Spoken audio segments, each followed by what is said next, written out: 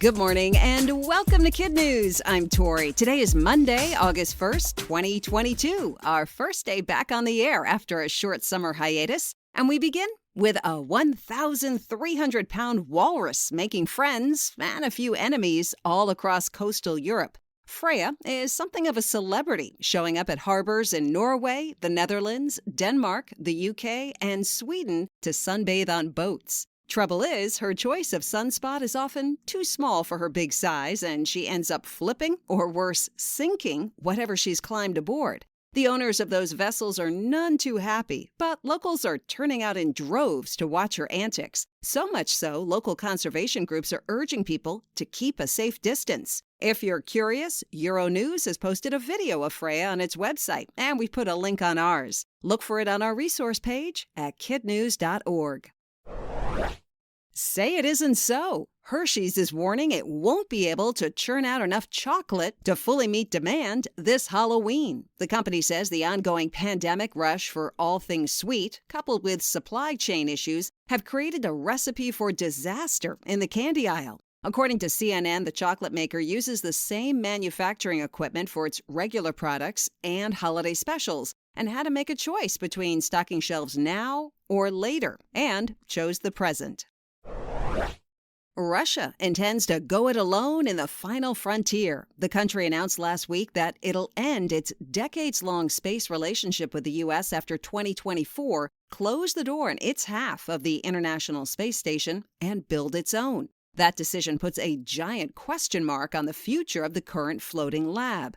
NASA was hoping to keep it operational until 2030, then crash it into a remote part of the Pacific Ocean. But each side needs the other. Russia's half controls the mechanics of keeping it in orbit, while the U.S. side controls electricity. American space experts say not to worry. NASA saw this coming and has been planning for it.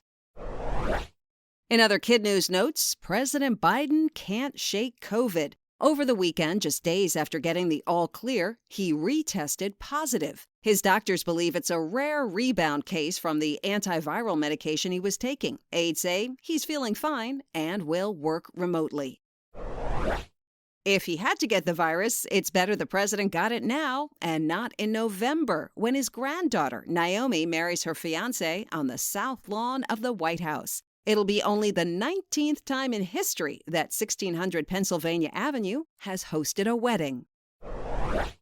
And Justin Bieber is back on stage. The pop star restarted his Justice Tour last night in Italy after taking a month-long break to recover from a virus that paralyzed his face. Fellow singer Shawn, on the other hand, is stepping away from the spotlight. He originally canceled 3 weeks of concerts to focus on his mental health, but has since decided to stay off the stage through the rest of this year and half of next.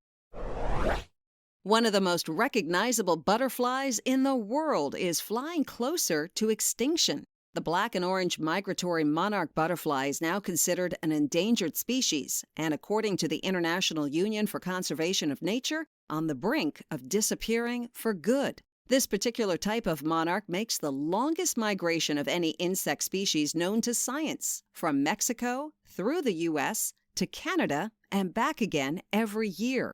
But over the past decade, its population has shrunk by at least 22%. Researchers blame climate change, logging, and the use of pesticides. On a positive wildlife note, though, while tigers remain endangered, their numbers are actually 40% higher than previously thought. The reason for the jump in population, researchers say, is better monitoring.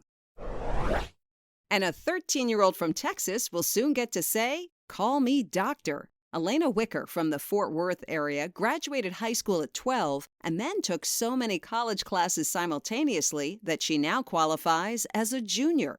Now the teen has already been accepted to medical school at the University of Alabama, Birmingham. She is the youngest black student and the second youngest person ever to earn a spot in a U.S. medical school program. She celebrated the achievement by thanking her mom on Instagram and has previously said she credits crazy good time management skills for getting her this far. A quick note for teachers. Our shout-out sign-ups are now open. Head to our Teachers Lounge at kidnews.org and give us some info so we can recognize your class on the air. Now, today's KidNuz quiz. How heavy is the walrus that's sinking boats in Europe?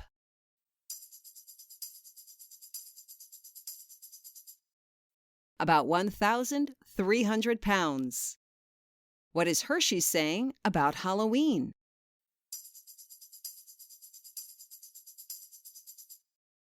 It won't be able to make enough candy to meet demand. How old is the Texas girl just admitted to medical school?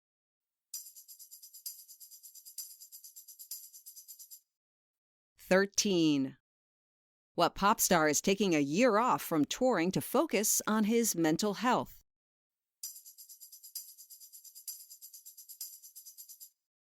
Shawn Mendes. In our KidNuz Kicker, every year it seems one lucky lobster emerges from the deep blue sea, too colorful to cook. This time, the crustacean in question arrived with a bunch of others in a July shipment to a restaurant in Hollywood, Florida. But Red Lobster workers know a thing or two about lobster hues, and the bright orange armor wasn't just eye-popping, but super rare, even more so than blue. The New England Aquarium puts the odds of orange at only 1 in 30 million. The team quickly and appropriately named their colorful catch Cheddar and handed her off to the Ripley's Aquarium in Myrtle Beach, South Carolina, where she'll now live out the rest of her lobster life, strutting her vibrant shell for visitors.